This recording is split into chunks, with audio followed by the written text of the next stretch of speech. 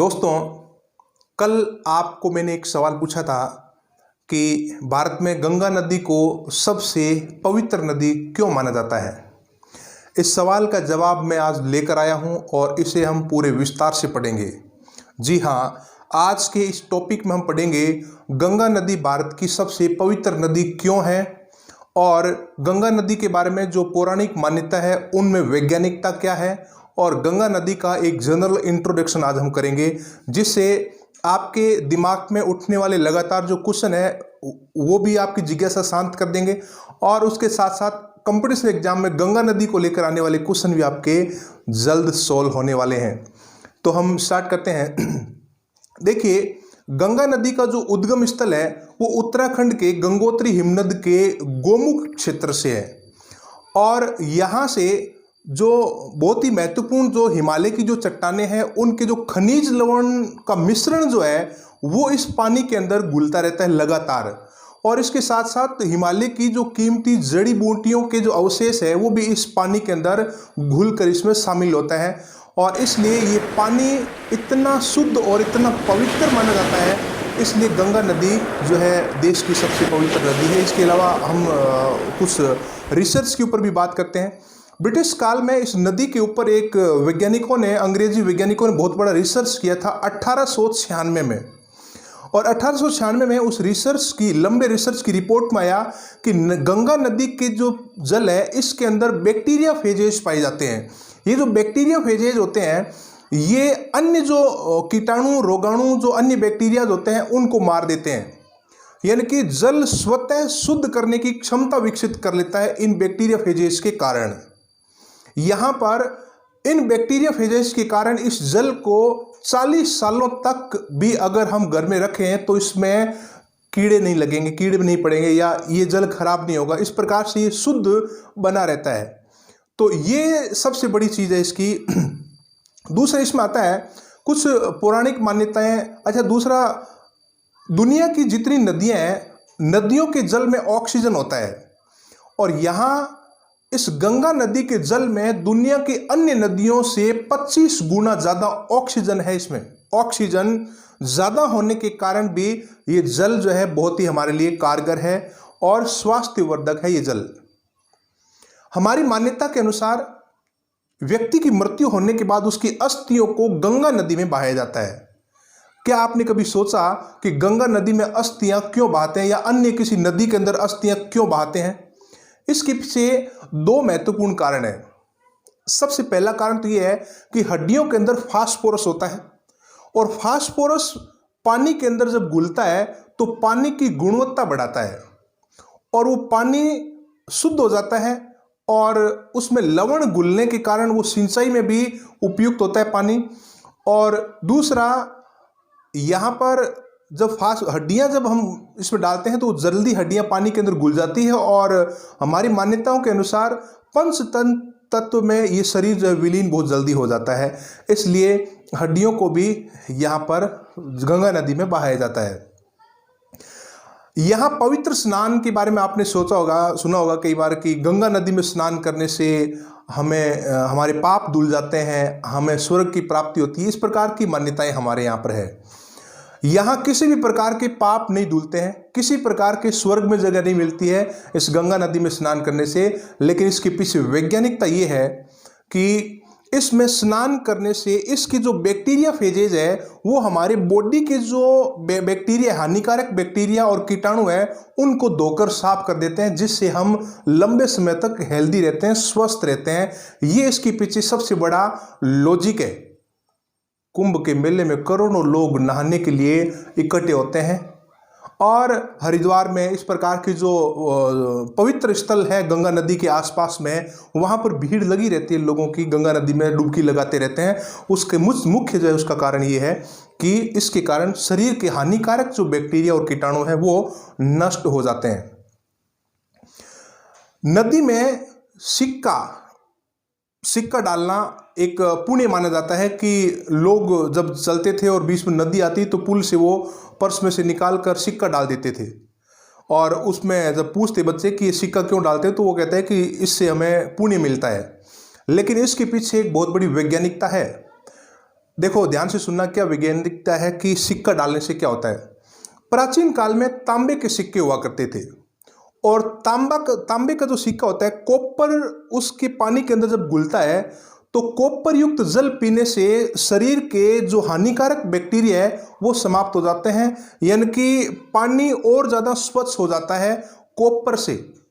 लेकिन आजकल को जो सिक्के हैं वो स्टील के सिक्के हैं और उनके नदी में डालने से कोई फायदा नहीं है। आजकल खूब सारे लोग डालते हैं, जब स्नान करने के लिए जाते हैं तो वो अभी जो चलन में सिक्के वो डालते हैं, लेकिन उन लोगों को पता नहीं है कि सिक्का क्यों डाला जाता है। प्राचीन काल में सिक्का इसलिए डाला जाता था क्योंकि वो सिक्का तांबे का होता था और तांबा कॉपर जल के अंदर जब घुलता है तो जल की पवित्रता को और जल के खनिज लवणों को वो बढ़ाता है, जो हमारे लिए स्वास्थ्यवर्धक होते हैं। आज भी आप देखिए, घर में लोग कॉपर के बर्तन में शाम को पानी भर के रखते हैं और सुबह उठकर उसको पीते हैं। वो पानी पीने से हमारे इम्यूनिटी सिस्टम मजबूत होता है, यानी कि रोग प्रतिरोधक क्षमता बढ़ती है और चर्म रोग, बालों का रोग, कैंसर जैसी घातक जो बीमारियां हैं उनसे हम छुटकारा पा सकते हैं इस प्रकार से कॉपर घुला हुआ पानी पीने से। तो ये एक वैज्ञानिकता है कि प्राचीन काल से ही लोग जो है नदी में सिक्के डालते हैं और ये परंपरा आज भी है, लेकिन सिक्का कॉपर का होना बहुत ज़रूरी है। स्टील वाले सिक्के वहाँ पर नहीं चलेंगे। तो इस प्रकार से इस नदी के बारे में ये महत्वपूर्ण जो वैज्ञानिकताएं हैं उनके कारण ये नदी इतनी पवित्र प्राचीन काल से बनी हुई है और इसको हम राष्ट्रीय नदी भी मानते हैं। इस नदी के उद्गम की अगर हम बात करें तो इस नदी का उद्गम होता है उत्तराखंड के गंगोत्री हिमनद से। यहाँ अलकनंदा और भागीरथी दो नदियों के आपस में प्रयागराज में मिलने के बाद ये गंगा के नाम से जानी जाती है। इस नदी का प्रवाह दो देशों में है और भारत के 4 राज्यों में है। 2 देश है, एक भारत और दूसरा बांग्लादेश। इन 2 देशों में गंगा नदी बहती है। भारत के इन 4 राज्यों में गंगा नदी बहती है, उसमें उत्तराखंड, उसके बाद में उत्तर प्रदेश, उसके बाद में बिहार और लास्ट में पश्चिम बंगाल। उसके बाद में बांग्लादेश में प्रवेश करती है और फिर बंगाल की खाड़ी में ब्रह्मपुत्र के साथ मिलकर वो विलीन हो जाती है। इस नदी के किनारे कुछ महत्वपूर्ण शहर बसे हुए हैं। शहरों को अगर हम उत्तर से दक्षिण की ओर सजाएं, कई बार एग्जाम में पूछ लेते हैं ये शहरों को, गंगा नदी के ऊपर बसे शहरों को उत्तर से दक्षिण की ओर सजाएं तो सबसे पहले यहाँ पर जैसे हरिद्वार, उसके बाद में कानपुर, वाराणसी, प्रयागराज, पटना और गाजीपुर, उसके बाद में कोलकाता। इस प्रकार से ये क्रम से शहर इस नदी के ऊपर बसे हुए हैं। यहाँ एक बहुत ही महत्वपूर्ण क्वेश्चन ये है कि दुनिया का सबसे बड़ा जो पुल है वो इस नदी के ऊपर है बिहार में, और उस पुल का नाम है महात्मा गांधी सेतु। आपने कई बार सुना होगा। ये भारत का ही नहीं, दुनिया का सबसे बड़ा, सबसे लंबा नदी पुल है, जिसकी लंबाई है 5750 मीटर, यानी कि लगभग 5.5 किलोमीटर लंबा ये पुल है जो बिहार में है। और ये पटना को हाजीपुर से जोड़ता है। पटना को हाजीपुर से जोड़ने वाला ये पुल भारत का नहीं, दुनिया का सबसे लंबा नदी पुल जो महात्मा गांधी सेतु के नाम से जाना जाता है। दुनिया में 2 नदियां ऐसी है जिनको मूल अधिकारों का दर्जा दिया है, यानी कि एक मनुष्य के जो अधिकार होते हैं उसी प्रकार से नदियों को भी अधिकार देने वाला जो दुनिया का पहला देश है वो भारत है। हम गर्व कर सकते हैं भारत की इन परंपराओं को, प्राचीन मान्यताओं को और इन आस्थाओं पर। हाल ही में उत्तराखंड हाईकोर्ट ने गंगा और यमुना, इन 2 नदियों को जीने का अधिकार दिया है, जीवन जीने का अधिकार, जो हमारा नागरिकों का जो जीवन जीने का अधिकार है। उसी प्रकार से संविधान के भाग 3 में अनुच्छेद 21 में प्राण और दैहिक स्वतंत्रता है, यानी कि जीने का जो अधिकार है उसमें इन नदियों को भी अधिकार दिया गया है। तो इस प्रकार से भारत दुनिया का एकमात्र ऐसा देश है जो नदियों को भी यहाँ इस प्रकार से जीने का अधिकार प्रदान किया है। गंगा नदी की सहायक नदियों की अगर हम बात करें, सहायक नदियाँ उत्तर और दक्षिण दोनों तरफ गंगा नदी की सहायक नदियाँ हैं। अगर दाहिनी ओर या उत्तरी ओर अगर हम देखें तो रामगंगा, गोमती, घाघरा, गंडक, कोसी व महानंदा, और बाएं या दक्षिण की ओर अगर हम देखें कि गंगा की सहायक नदियां कौन कौन सी है तो यमुना, चंबल, बेतवा, केन और सोन, इस प्रकार से गंगा की प्रमुख सहायक नदियां हैं। गंगा की सबसे बड़ी जो सहायक नदी है उसका नाम है यमुना।